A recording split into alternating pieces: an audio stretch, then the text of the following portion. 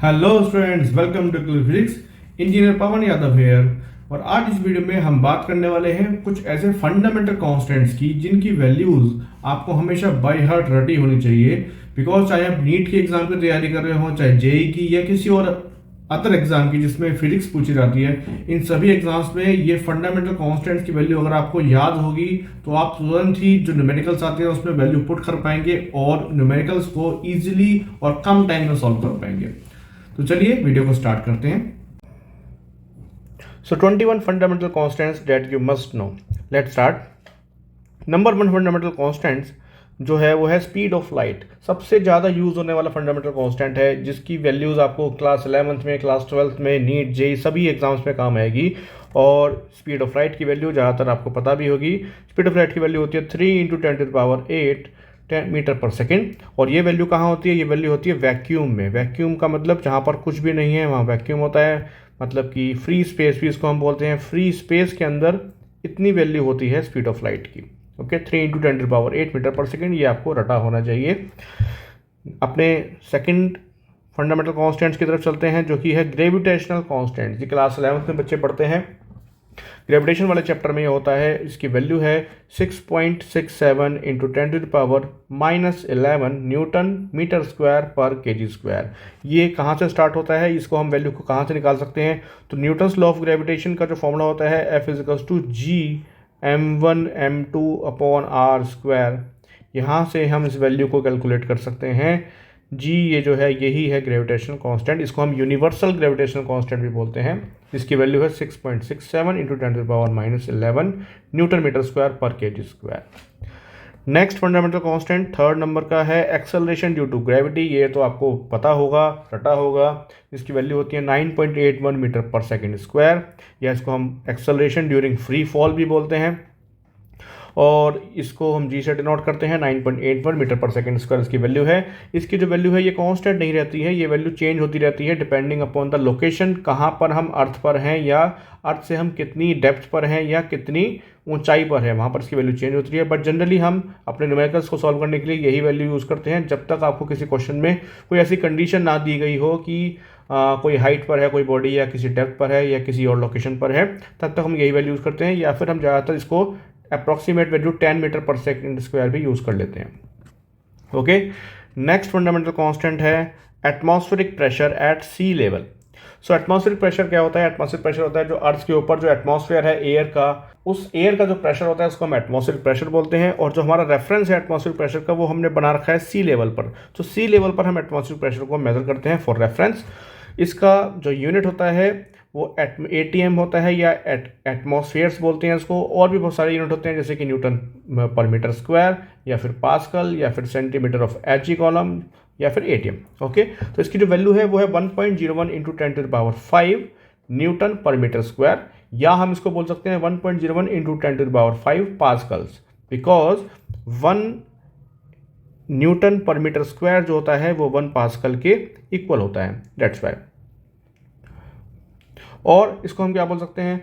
जो atmospheric pressure at sea level होता है वो 760 mm या 76 सेंटीमीटर ऑफ Hg कॉलम के बराबर होता है, या फिर इसको हम 1 एटमॉस्फेयर भी बोलते हैं, 1 ATM। ओके, तो ये सभी वैल्यूज जो हैं वो atmospheric pressure at sea level की ही हैं। Okay, 1.01 × 10⁵ newton per metre square या पास्कल, और 76 सेंटीमीटर ऑफ Hg कॉलम, और 1 ATM, all are equal. Next fundamental constant is absolute zero temperature. So absolute zero temperature क्या होता है? एब्सोल्यूट जीरो टेम्परेचर वो होता है जहां पर कोई भी ऑब्जेक्ट का जो मॉलिक्यूलर मोशन है, कोई भी बॉडी जो मॉलिक्यूल से, एटम से मिलकर बनी है, तो मॉलिक्यूलर मोशन जो होता है इस टेम्परेचर पर आकर बिल्कुल जीरो हो जाता है, खत्म हो जाता है। तो वो टेम्परेचर जहां पर मॉलिक्यूलर मोशन सीज हो जाए, बंद हो जाए, उसको हम बोलते हैं एब्सोल्यूट जीरो। और इसकी वैल्यू कितनी होती है? इसकी वैल्यू होती है 0 केल्विन, या तो इसको हम 0 केल्विन बोलेंगे, या अगर इसको हम कन्वर्ट करें डिग्री सेल्सियस में तो ये हो जाएगा -273.15 degree Celsius. Okay, -273.15 degree Celsius is the temperature of absolute zero, या फिर उसको हम 0 केल्विन भी बोल सकते हैं। नेक्स्ट फंडामेंटल कांस्टेंट है बोल्ट्जमैन कांस्टेंट। सो बोल्ट्जमैन कांस्टेंट आपका काइनेटिक थ्योरी ऑफ गैसेस में क्लास 11th की जो फिजिक्स है उसमें यूज होता है। बोल्ट्जमैन कांस्टेंट थर्मोडायनेमिक्स में and kinetic theory of gases में यूज़ होता है। तो इसकी जो वैल्यू है वो है 1.38 इंटू 10⁻⁻23 जूल पर kelvin. This is the value of Boltzmann constant, और ये बहुत बार न्यूमेरिकल्स में यूज़ होता है, इसलिए आपको हमेशा रटा होना चाहिए values. Next fundamental constant is Avogadro number. So Avogadro number class 11th में, क्लास 12th में, केमिस्ट्री फिजिक्स दोनों में ही यूज़ होता है, और बहुत ही पॉपुलर ये एक कांस्टेंट है, और जिसको हम मोल से डिनोट करते हैं। एवोगैड्रो नंबर होता क्या है, 1 मोल ऑफ सब्सटेंस जो होता है वो इतने के बराबर होता है। यहाँ पर इसका इसलिए इसका यूनिट भी है पर मोल। ओके, क्या वैल्यू है 6.022 इंटू 10⁻23 पर मोल। सो अगर मैं बोलता हूँ कि 1 mole of oxygen atoms, 1 mole of oxygen atoms का मतलब कितने एटम्स होंगे, 1 मोल ऑफ ऑक्सीजन एटम्स के अंदर 6.022 इंटू 10⁻23 एटम्स होंगे ऑक्सीजन के। ओके, तो this is the meaning of 1 mole. So next fundamental constant is universal gas constant, या फिर इसको हम आर से डिनोट करते हैं। सो आर यूनिवर्सल गैस कांस्टेंट, ये कहाँ यूज़ होता है, ये यूज़ होता है पूरी की पूरी थर्मोडायनामिक्स के अंदर, काइनेटिक थ्योरी ऑफ गैसेस के अंदर, सब जगह ये आपका यूज़ होगा। थर्मोडायनामिक्स के अंदर, केमिस्ट्री में भी यूज़ होगा, एंड फिजिक्स में भी यूज़ होगा। सो इसकी वैल्यू कितनी है, इसकी वैल्यू है 8.314 joule per mole per kelvin. ये वैल्यू आपको बिल्कुल अच्छी तरह रटी होनी चाहिए। वैल्यू को न्यूमेरिकल आता ही आपको ये पुट करना पड़ेगा और आपको क्वेश्चन सॉल्व करना पड़ेगा। So this is the value which you have to remember, 8.314 joule per mole per kelvin. Next fundamental constant है स्टीफन्स कांस्टेंट। तो स्टीफन कांस्टेंट कहाँ यूज़ होता है, तो स्टीफन्स कांस्टेंट आपका यूज़ होता है स्टीफन्स लॉ के अंदर। स्टीफन्स लॉ क्या है, स्टीफन्स लॉ है E = सिग्मा T⁴। ये कहाँ यूज़ होगा, ये आपका क्लास 11th के अंदर जब आप पढ़ेंगे थर्मोडायनेमिक्स के अंदर, थर्मल प्रॉपर्टीज ऑफ मैटर में, वहाँ आपको यूज़ होगा। E क्या है, E है energy emitted per second per unit area, and sigma is the Stefan's constant. इसकी वैल्यू कितनी है, 5.67 into 10⁻⁸ watt per metre square per kelvin to the power 4। So this is the value of Stefan's constant, and T is the temperature in kelvin. Okay, so next fundamental constant is permittivity of free space, very popular in class 12th। Permittivity of free space, इसको हम बोलते हैं epsilon not से, इसको हम denote करते हैं epsilon not. Epsilon not नीचे जीरो लगा है तो एप्सिलॉन नॉट बोलेंगे इसको हम, या इसको एप्सिलॉन नॉट भी बोलते हैं। ग्रीक अल्फ़ाबेट्स का एक सिंबल है एप्सिलॉन, एप्सिलॉन के नीचे हमने ऐसे जीरो लगा दिया तो एप्सिलॉन नॉट हो गया। मतलब क्या होता है इसका, कि कोई भी मीडियम जो है वो अपने अंदर से कितने इजीली इलेक्ट्रिक फील्ड को पास होने देगा, उसको अपने अंदर से क्लियर जाने देगा, उसको हम परमिटिविटी से डिनोट करते हैं। और परमिटिविटी ऑफ फ्री स्पेस का मतलब ये है कि वैक्यूम की बात हो रही है, वैक्यूम के अंदर कितना इलेक्ट्रिक फील्ड पास होगा, कितना इजीली पास होगा, उसको हम परमिटिविटी ऑफ फ्री स्पेस से डिनोट करते हैं। इसकी वैल्यू कितनी है, 8.854 into 10⁻12 coulomb square per newton per metre square. So this is the value of permittivity of free space. Next fundamental constant is permeability of free space. Permeability, जैसे permittivity में हमने देखा इलेक्ट्रिक फील्ड की बात हो रही थी, सो सेम चीज़ यहाँ पर परमिबिलिटी में है, जहाँ पर मैग्नेटिक फील्ड के लिए ये कांस्टेंट यूज़ होता है। तो ये भी आपको क्लास 12 के अंदर आपको पढ़ना होगा, permeability of free space. Free space का मतलब फिर से वैक्यूम की बात हो रही है। सो वैक्यूम के अंदर परमिबिलिटी, इसको हम बोलते हैं mu naught. This is the symbol mu naught, इसका सिंबल होता है, उसकी वैल्यू है 4 पाई इंटू 10⁻⁷ टेस्ला मीटर पर एम्पियर, और इसको हम बोल सकते हैं वेबर पर ampere per metre.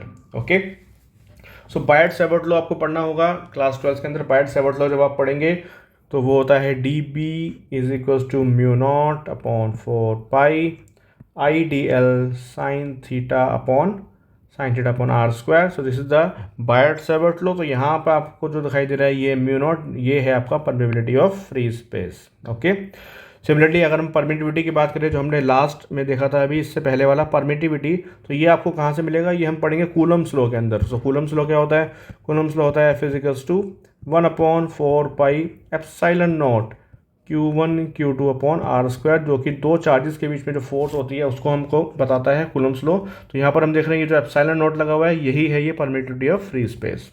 Okay, so next fundamental constant है इलेक्ट्रॉनिक चार्ज। बहुत ही पॉपुलर है और बहुत ही कॉमन भी है, फिजिक्स केमिस्ट्री हर जगह यूज़ होगा। चार्ज ऑफ इलेक्ट्रॉन कितना होता है, 1.6 इंटू 10⁻⁻19 कूलम ये चार्ज होता है इलेक्ट्रॉन का। प्रोटॉन का भी इतना ही होता है, इलेक्ट्रॉन का भी इतना ही होता है, बट इलेक्ट्रॉन का नेगेटिव चार्ज होता है और प्रोटॉन का पॉजिटिव चार्ज होता है। Okay, so next fundamental constant is electron rest mass. अब मास की बात हो रही है, इलेक्ट्रॉन का चार्ज अभी हमने देखा पीछे कितना होता है, इतना होता है। अब मास कितना होगा इलेक्ट्रॉन का, तो ये आपको पूरा ही रटा होना चाहिए, क्योंकि बहुत सारे न्यूमेरिकल्स में ये यूज़ होता है और आपको इसकी वैल्यू जो है कभी भी गिवन नहीं होती है। तो अगर आपको नहीं पता होगा इसकी वैल्यू तो आप न्यूमेरिकल को सॉल्व नहीं कर पाएंगे। तो इसको प्लीज़ याद कर लीजिए, 9.1 into 10⁻31 kg is the mass of electron. कौन सा मास है ये? रेस्ट मास है। रेस्ट मास क्यों लिखा है? क्योंकि मास जो होता है, जितने भी सब एटॉमिक पार्टिकल्स है, इलेक्ट्रॉन, प्रोटॉन, न्यूट्रॉन, इन सभी की स्पीड बहुत ज़्यादा होती है, बहुत हाई स्पीड से ये ट्रैवल करते हैं, इसलिए इनका जो मास होता है वो स्पीड चेंज होने पर चेंज हो जाता है। कौन सा रिलेशन से? वो रिलेशन होता है m = m0/√1 - v²/c²। This is the relation जो हमको आइंस्टीन की थ्योरी ऑफ रिलेटिविटी से, स्पेशल थ्योरी ऑफ रिलेटिविटी से मिला था। तो यहाँ पर हम देख सकते हैं ये जो m0 है ये है बॉडी का रेस्ट मास, जो कि यहाँ पर हमको इलेक्ट्रॉन रेस्ट मास जो हमको दिया गया है वो ये है 9.1 into 10⁻31 kg। Okay, so next fundamental constant is specific charge. Now what is specific charge? Specific charge होता है किसी भी बॉडी का या किसी भी सब एटॉमिक पार्टिकल का चार्ज बाई मास का ratio. Okay, charge by mass का रेशियो जो होता है उसको हम स्पेसिफिक चार्ज बोलते हैं। तो चार्ज, अगर हम इलेक्ट्रॉन की बात कर रहे हैं यहाँ पर, सो इलेक्ट्रॉन क्या हो गया? इलेक्ट्रॉन का चार्ज हो गया E, इलेक्ट्रॉन का मास अभी हमने पीछे देखा M। इन दोनों का अगर मैं डिवाइड कर देता हूँ तो इनकी वैल्यूज हमको दोनों को पता है, अभी हमने देखा। इसकी वैल्यू होती है 1.6 10⁻−19 कूलम एंड इसकी वैल्यू होती है 9.1 इंटू 10⁻31 kg। इन दोनों का अगर मैं सॉल्व करूँगा डिवाइड करके तो मेरे को मिलेगा 1.76 into 10⁻11 coulomb per kg। This is the unit coulomb इसका यूनिट एंड kg इसका यूनिट, तो ये बन गया coulomb per kg। This is the value of specific charge. अब स्पेसिफिक चार्ज की जो वैल्यू है ये इलेक्ट्रॉन और प्रोटॉन दोनों के लिए अलग अलग होगी, बिकॉज इलेक्ट्रॉन का चार्ज और प्रोटॉन का चार्ज सेम है बट मास जो है दोनों का अलग अलग होता है, इसलिए स्पेसिफिक चार्ज दोनों का अलग अलग होगा। चार्ज दोनों का सेम होगा बट स्पेसिफिक चार्ज दोनों का अलग अलग होगा, इसमें कन्फ्यूजन नहीं होना चाहिए आपको।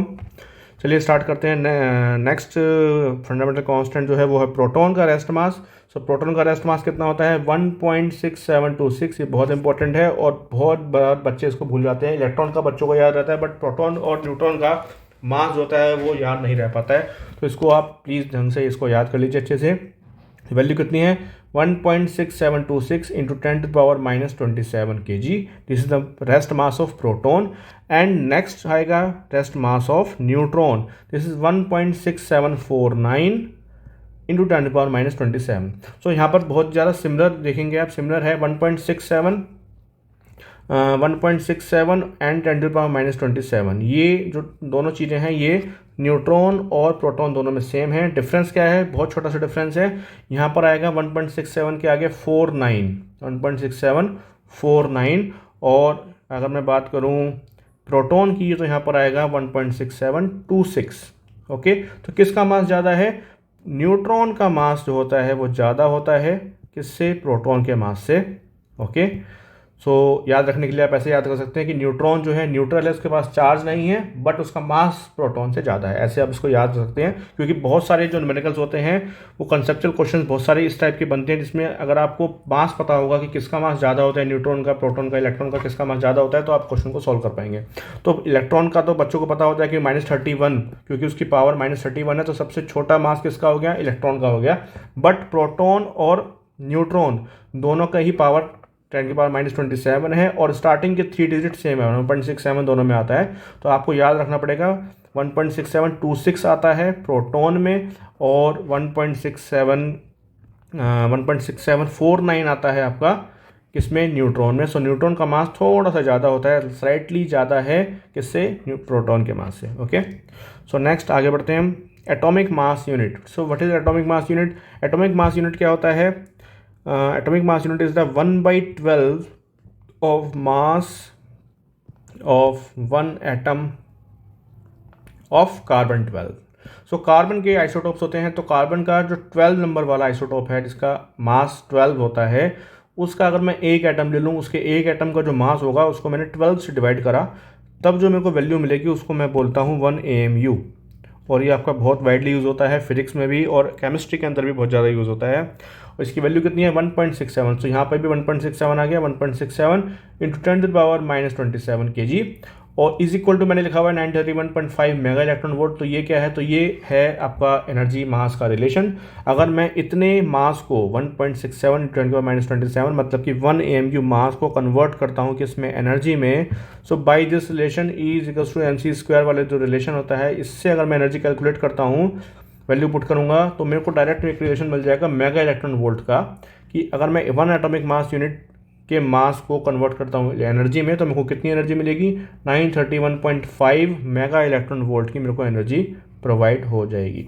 Okay, so next fundamental constant is Planck's constant. ये भी बहुत ज़्यादा यूज़ होता है और आपको हमेशा रटा होना चाहिए, बिकॉज वैल्यू आपको क्वेश्चन में कभी गिवन नहीं होगी और आपको यूज़ करना होगा। अगर आपको वैल्यू नहीं पता तो आप कैलकुलेट नहीं कर पाएंगे। सो वैल्यू कितनी है, 6.634 10⁻⁻34 joule second. This is the value of Planck's constant, 6.634 10⁻⁻34 joule second. बहुत ही फेमस रिलेशन है, E=h/ν। यहाँ से ये जो h है इसके अंदर यही है Planck's constant. Okay, next fundamental constant is electronic radius. तो ये इतना ज़्यादा पॉपुलर नहीं है, ज़्यादा यूज़ होता नहीं है, कई बार क्वेश्चन में गिवन भी होता है, बट आपको याद रखना है इलेक्ट्रॉनिक रेडियस कितना होता है, 2.8 × 10⁻⁻15 metre is the radius of electron. 2.8 10⁻⁻15। सो आपको ऑर्डर भी याद रखना है कि इलेक्ट्रॉन का जो रेडियस होता है वो कितने ऑर्डर का होता है, तो 10⁻15 के ऑर्डर का होता है। Okay, next fundamental constant is Rydberg constant. तो रिडबर्ग कांस्टेंट आपको कहाँ पढ़ने को मिलेगा, जब आप पढ़ेंगे स्पेक्ट्रा, एटॉमिक स्पेक्ट्रा जब आप पढ़ेंगे हाइड्रोजन एटम का, किसी भी एटम का, तो आपको वहाँ पर आपको पढ़ने को मिलेगा एक रिडबर्ग एम्पिरिकल फॉर्मूला होता है, 1/λ = RH × 1/n1² - 1/n2²। ये फॉर्मूला होता है wavelength, number of waves per unit length निकालने का। तो यहाँ पर जो RH ये आपको दिखाई दे रहा है, यही है रिडबर्ग कांस्टेंट और इसकी वैल्यू होती है 1.09678। याद रखिएगा, 1.09678 × 10⁻7 पर मीटर। ओके, इसका यूनिट क्या है, पर मीटर, क्योंकि ये नंबर ऑफ वेव्स बताता है, नंबर ऑफ वेव्स पर मीटर पर यूनिट डिस्टेंस पे कितनी वेव्स होंगी वो आपको बताता है। Okay, so next and last fundamental constant is bore magneton. So bore magneton भी बहुत इंपॉर्टेंट है, ये आप क्लास 12 में पढ़ेंगे। सो बोर मैग्नेटॉन क्या होता है, इसका फॉर्मूला होता है μB से इसको हम डिनोट करते हैं, μB यहाँ पे भी लिखा हुआ है, μB = EH/4πm। This is the formula of Bohr magneton and this is the, यहाँ पर देखेंगे सारे के सारे जो EH/4πm सभी जो चीज़ें हैं ये कांस्टेंट वैल्यू वाली चीज़ें हैं। E is the electronic charge, H is Planck's constant, 4π constant है, m मास ऑफ इलेक्ट्रॉन है, इसकी वैल्यू हमने अभी पढ़ी। तो इन सभी वैल्यूज़ को अगर मैं पुट करूँगा, उसको कैलकुलेट करूँगा, तो हम लोग को वैल्यू जो मिलेगी बोर मैग्नेटॉन की वो इतनी मिलेगी, 9.27 × 10⁻⁻24 ampere metre square. This is the value of Bohr magneton. So ये 21 फंडामेंटल कांस्टेंट्स है जो हमने पढ़े, और इन सभी की वैल्यूज़ आप प्लीज़ हमेशा के लिए रट लीजिए, बिकॉज ये आपको बहुत ज़्यादा यूज़ आने वाले हैं किसी भी आपके कॉम्पिटिटिव एग्जाम्स में, और इवन क्लास 11 क्लास 12 की अगर आप स्टडी कर रहे हैं तो तब वहाँ पे भी आपको बहुत ज़्यादा काम आने वाले हैं।